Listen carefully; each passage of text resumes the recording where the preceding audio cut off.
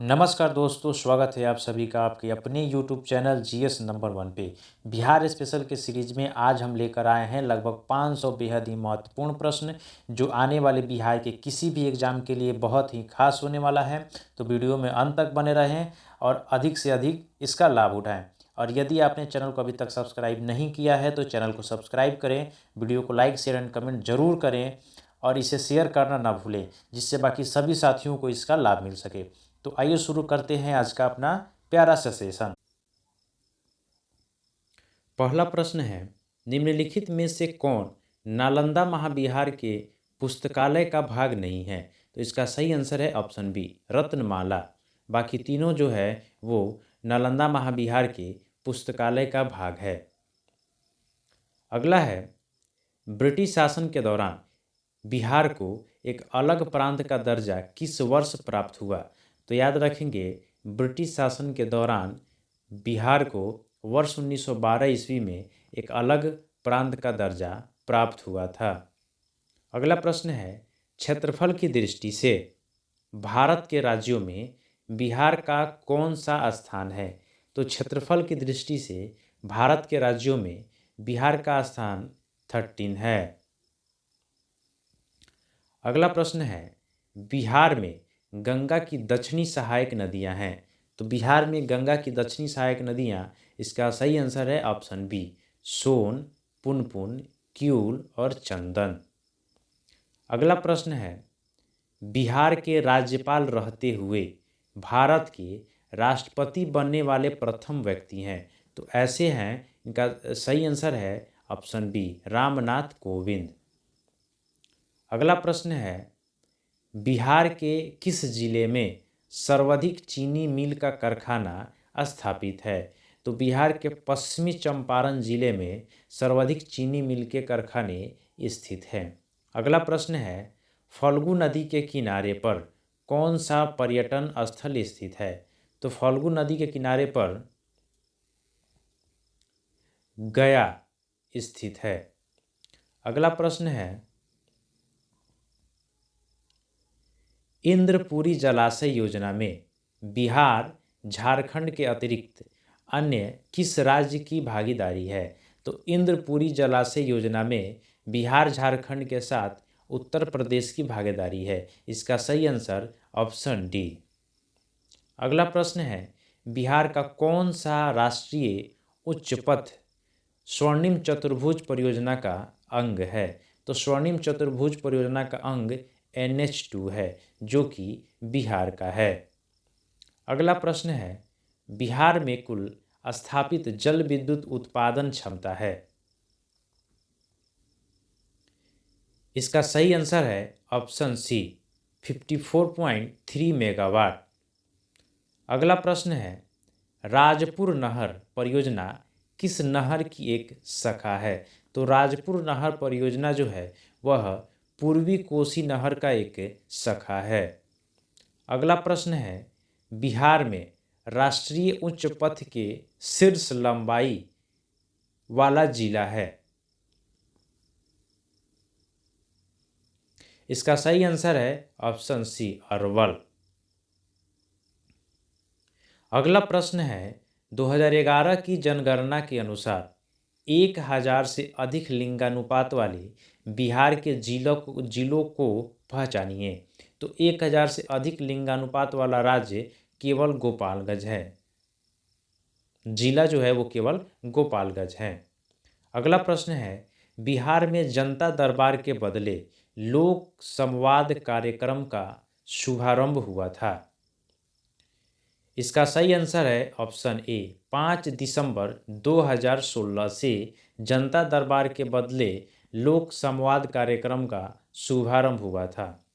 अगला प्रश्न है, दिव्यांगों को सरकारी नौकरियों में कोटियों के भीतर 2% आरक्षण देने की घोषणा करने वाला राज्य है? तो इसका सही आंसर है ऑप्शन बी, बिहार। अगला प्रश्न है, बिहार में नगर निगम की कुल संख्या है? तो बिहार में नगर निगम की कुल संख्या 12 है। इसका सही आंसर ऑप्शन बी। अगला प्रश्न है, पटना नगर निगम में वार्डों की कुल संख्या है? तो पटना नगर निगम में वार्डों की कुल संख्या याद रखेंगे 75 है।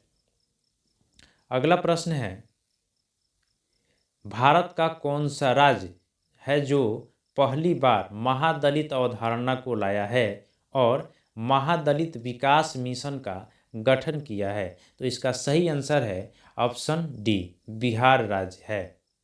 अगला प्रश्न है, बिहार में महादलितों में कौन सी अनुसूची जातियां शामिल नहीं हैं? तो बिहार के महादलित में दुसाध जो है वो शामिल नहीं है। अगला प्रश्न है, जयप्रकाश नारायण का जन्म हुआ था। तो जयप्रकाश नारायण का जन्म 1902 ईस्वी में हुआ था। अगला प्रश्न है, बिहार में अनुमंडलों की संख्या है। तो बिहार में अनुमंडलों की संख्या 101 है। अगला प्रश्न है, बिहार में तीसरा कृषि रोड मैप का वर्षांक है।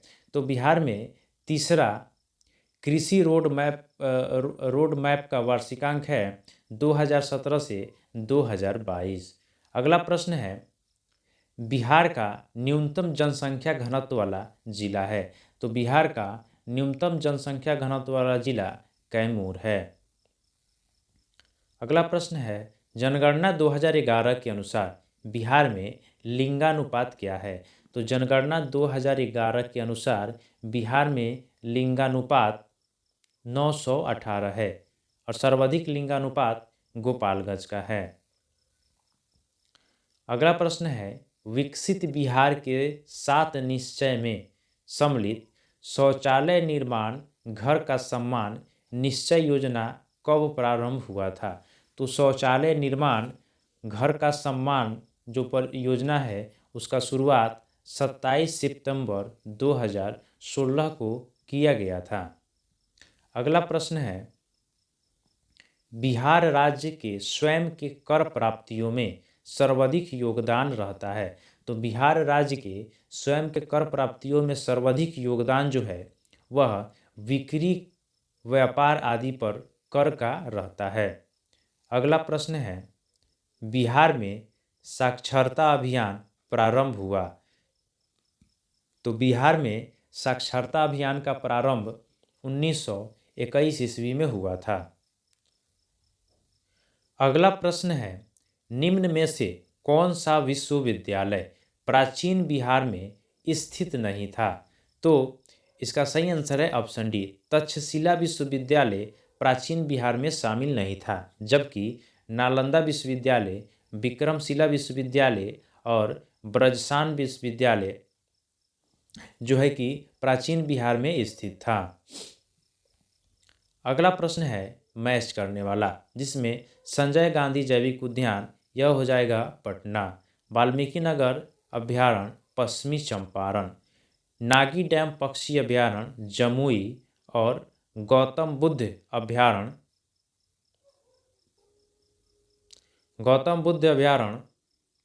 बोध गया और राजगीर अभ्यारण्य यह जो है नालंदा हो जाएगा। यानी इसका सही आंसर ऑप्शन ए सही होगा।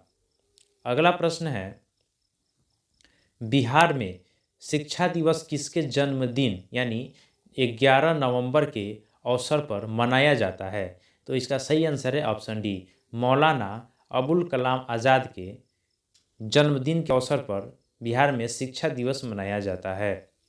अगला प्रश्न है, गोल घर का निर्माण किस गवर्नर जनरल के समय में हुआ था?